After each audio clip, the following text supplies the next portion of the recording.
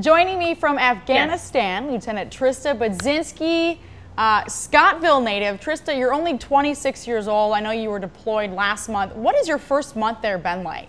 So far, my first month has been hitting the ground pretty fast, getting to know the whole area, getting to know my job, learning the ways of the FOB, which is FOB right, which is here where I'm stationed.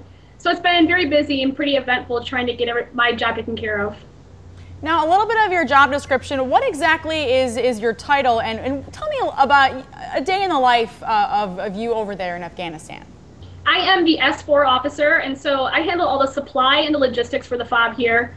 My daily life is I'd wake up in the morning and make sure nothing has happened overnight that needs to be taken care of, such as maintenance issue or any life support issue. And then coming into the office and just taking care of all the equipment coming in and out of the FOB, making sure all the equipment that's forecasted for our unit and for the FOB is available, and picking up equipment, moving supplies in and out. So it's usually a pretty long day, but it's full of good stuff that serves the unit very well. Now tell me a little bit about, you're only 26, and being young and being a woman, how has this changed your perception of this job? And maybe is it everything you thought it was before you joined? Yes, actually, during the military, it fulfilled me much more than I thought it would. I love the camaraderie and the feeling. Even being a woman, I still have that luxury to be able to meet so many people, and there's such a strong family bond within the military. It's something that I really look for within the job.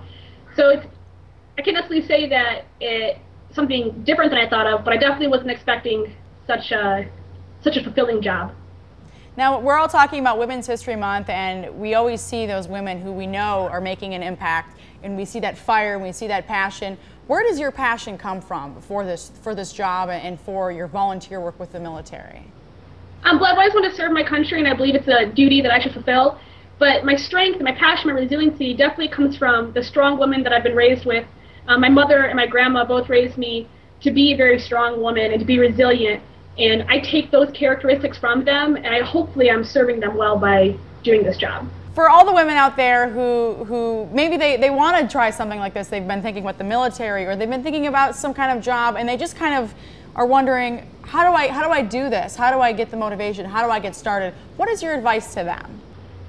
My advice to anybody joining the military, woman or man, is definitely to do it. It's something that's very fulfilling.